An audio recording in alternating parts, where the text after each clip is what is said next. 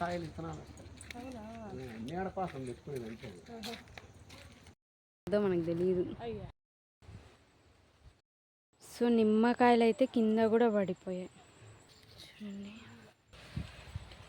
So ఇలా పొలాలు మీరు కూడా పెట్టుకోండి గైస్, మంచిగా ఉంటుంది. ఓకేనా?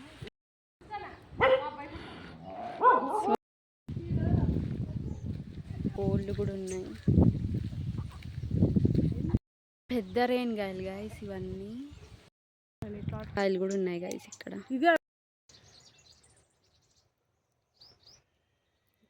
బాగున్నాయి కదా, సూపర్ ఉంది అసలు.